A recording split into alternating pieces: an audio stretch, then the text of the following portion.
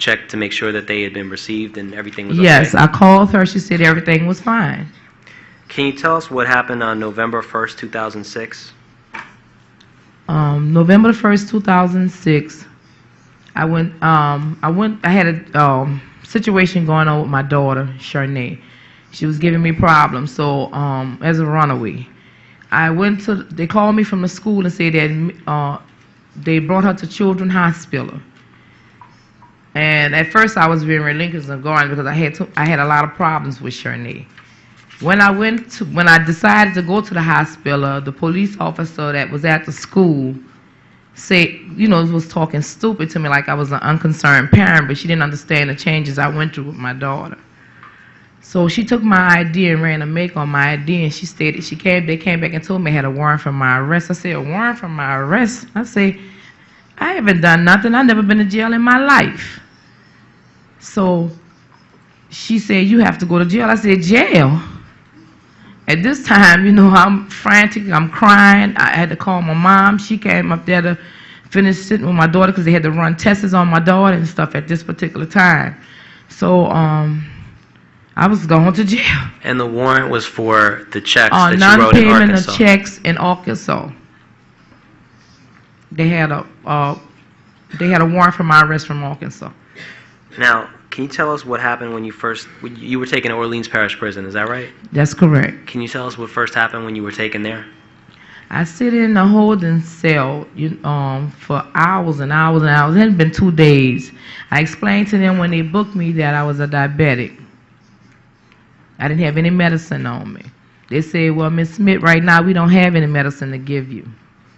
Were you given any food or water during those first 2 days in the holding cell? Well, they gave us a bologna sandwich, lunch and meat sandwich, and the bologna sandwich had mildew, and I couldn't eat that. And then the water, it was like an igloo they had in the holding tank, water, and the thing was filthy, so I couldn't drink the water. Did you observe any prisoners doing anything in the tank? They were sticking their hands inside of the igloo trying to get ice out there. And so the water was unsanitary? Yes. And the food was unedible? Yes. While you were in the holding cell, did you witness any other types of abuse? The guards was beating up a male prisoner. I don't know what was the purpose of it, but they was beating him badly. And when they realized we was watching, they shut our door. And we can hear him screaming. He was screaming for life. He was saying, oh, God, please help me. Now, while you were in the holding cell, were you able to take a shower? Or? No, I didn't take a shower for 2 days. And when you did take a shower, could you describe that experience? Well, when they put me in general population to take a shower, we had cold water. At this time, it was extremely cold. It was the winter weather. It was in November. We showered in ice cold water. And were you given soap? Small little piece of bar soap.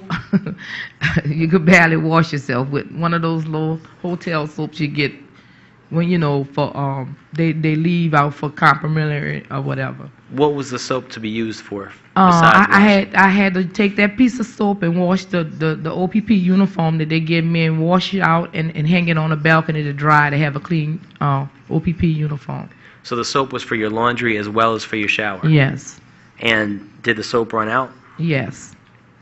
And you got a piece of soap, that small amount of soap once a week. What about your sleeping arrangements? Could you describe those? When I first went in the general population, I had to sleep on the floor. They didn't have mats. I was on the floor. What was the floor like? It was dirty. They had dust and mold.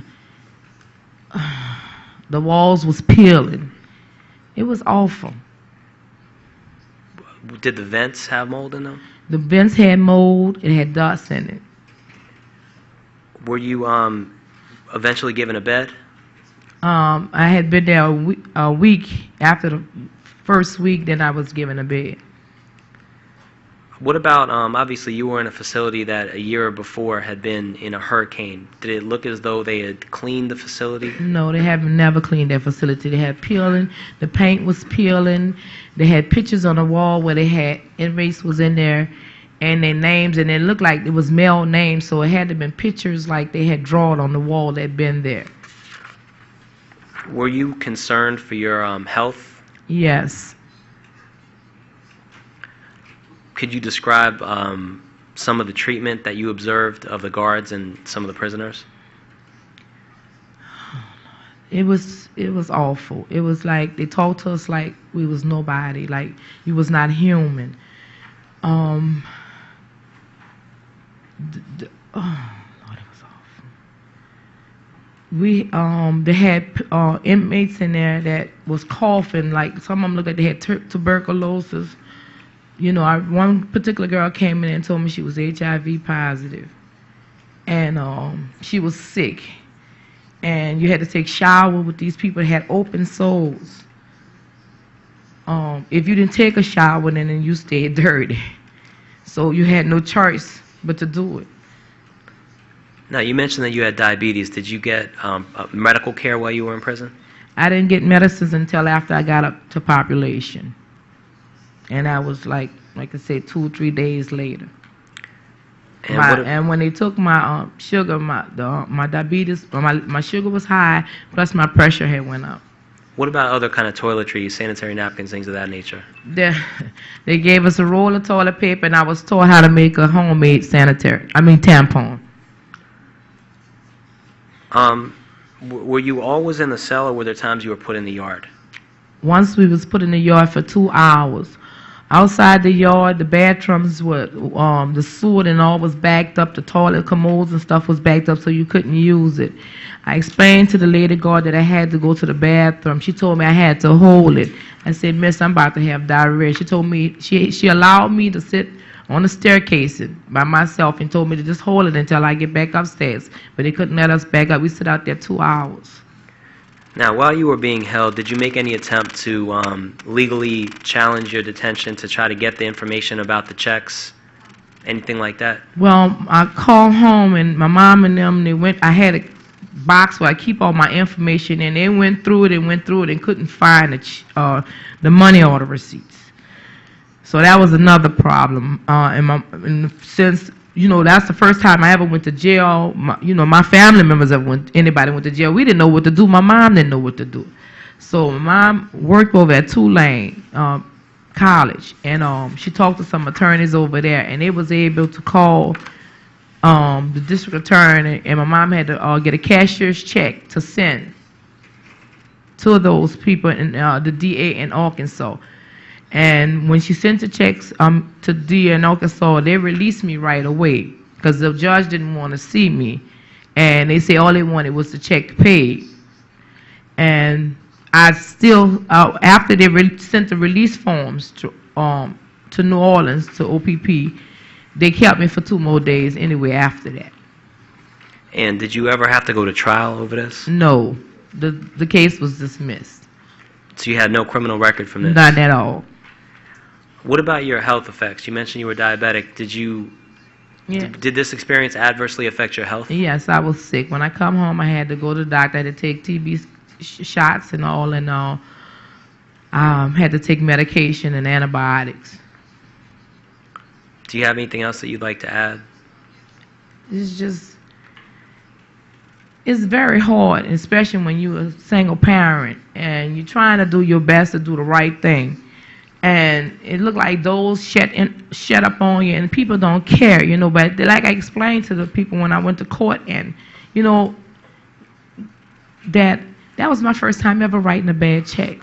But I did that to survive. And I think if I have to do it again for my family, I will do that. If the circumstances approach itself again. Do the judges have any questions for Ms. Smith? Were there other women incarcerated with you? Yes. Do you have any guesstimate about how many? Well, in the cell I was, it's about 20 women to one cell. And could you tell us approximately the size of the cell? Not. I'm trying to see. How could I explain that? It's a small cell. It's not very large. Oui, y avait-il des blancs dans cette prison et avait-il un traitement différent? Were there white people in the prison, and were they treated differently? It was only a couple white ladies that was in a cell with me, and they was treated the same. Get any counseling when you left? And did you seek out other women who had experienced the same ordeal as yourself to be able to share? I didn't seek any counseling. I tried, as I classify myself as a strong person, but I broke. The only counseling I had to talk to God, to help me out in this situation. But before I left, I stated to these ladies, I said, you know what? I said, I'm going to tell a story. I said, and I'm going to let the world know what happened in here. And little behold, I didn't know that I was going to become a member of Safe Street. And when I went to explaining my story to them, and it just, I don't know, I feel like, I had to give something back. And I had to help those ladies that was in there, that's still, a lot of them still in prison, that's going through the same thing right now. And I just had to do something. I just had to do something. Because that was my first time ever been in jail in my life, and that was a horrible, horrible experience for me. It's undescribable. Thank you, Ms. Smith. Yeah. Your Honors, in the remaining 5 minutes, I'm just going to sum up some of the evidence that you've heard and apply the relevant international law. In the last hour, you've heard evidence of several serious and systemic human rights violations, including the following: lack of adequate or safe food and water.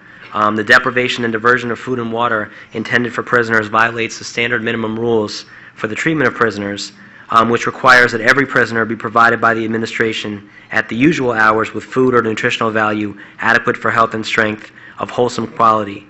Drinking water shall be available to every prisoner whenever he needs it. You heard human rights violations regarding the lack of adequate medical care. Standard Minimum Rule 22.1 provides that every institution should make available the services of at least one qualified medical officer, and that if a prisoner requires specialist treatment, that they should be provided as well. Additionally, the body of principles requires a principal medical examination to be offered to a detained imprisoned person as promptly as possible after his admission to the place of detention or imprisonment. You heard evidence of prisoners being locked in unsafe and unsanitary conditions and transported in unsafely. With reference to the unsafe and unsanitary living conditions, the standard minimum rules for the treatment of prisoners states, all accommodation provided for the use of prisoners, and in particular all sleeping accommodations, shall meet all requirements of health. Also applicable is Rule 12, which provides the sanitary installations shall be adequate to enable every prisoner to comply with the needs of nature when necessary and in clean and decent manner. Prisoners shall be provided with water and with such toilet articles as are necessary for health and cleanliness. Relevant to moving prisoners from the overpass to other facilities, as you heard, is Standard Minimum Rule number 45.2. The transport of prisoners in any way which would subject them to unnecessary physical hardship shall be prohibited. This standard was also violated here.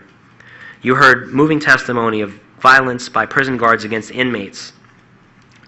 These human rights violations are inundated and are referred to in several international articles, foremost in the Convention Against Torture, which Article 16 states, each state party shall undertake to prevent acts of cruel, inhuman, or degrading treatment or punishment when such acts are committed by or at the instigation of or with the consent or acquiescence of a public official or other person acting in official capacity.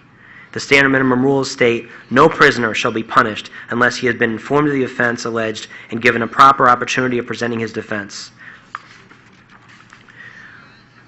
You heard powerful evidence of racial discrimination. Prison officials engaged in widespread systemic racial discrimination before, during, and after Hurricane Katrina.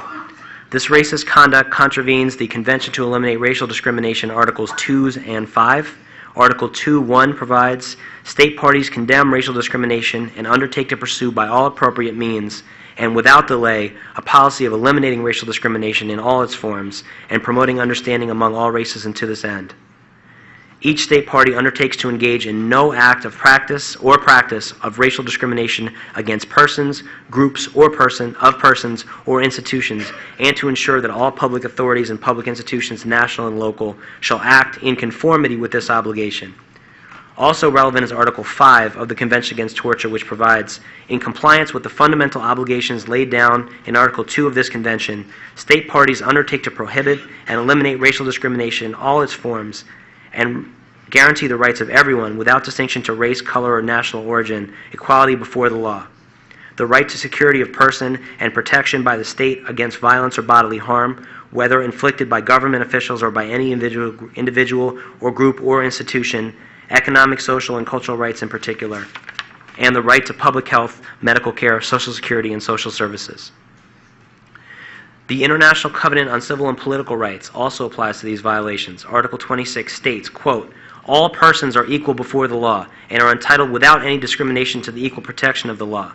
In this respect, the law shall prohibit any discrimination and guarantee to all persons equal and effective protection against discrimination on any ground such as race or color. All of these were violated. This ill treatment also violates the more general ICCPR Article 10, Section 1. All persons deprived of their liberty shall be treated with humanity and with respect for the inherent dignity of the human person. Lastly, you heard evidence of denial of contact with families before, during, and after the storm. As you heard, prisoners were prevented from making calls to family members even in the days before the storm when power had not been lost. Some of that evidence is also available in the reports that have been entered into the record. Prisoners were also not kept informed by prison officials of the status of the evacuation and were often falsely told that their evacuation would be imminent. This denial of contact with family contravenes the body of principles, Principle 15, which states that communication of the detained or imprisoned person with the outside world, and in particular with his family or counsel, shall not be denied for more than a matter of days. As a separate matter, children have a right to maintain contact with their parents. Many of the incarcerated people had children. Under the Convention on the Rights of the Child, adopted November of 1989, quote, state parties shall respect the right of the child who is separated from one or both parents to maintain personal relations and direct contact with both parents on a regular basis, except if it's contrary to the child's best interests, end quote. Your Honors, our time having expired, I will end there. I thank you again for your time and your attention during this presentation.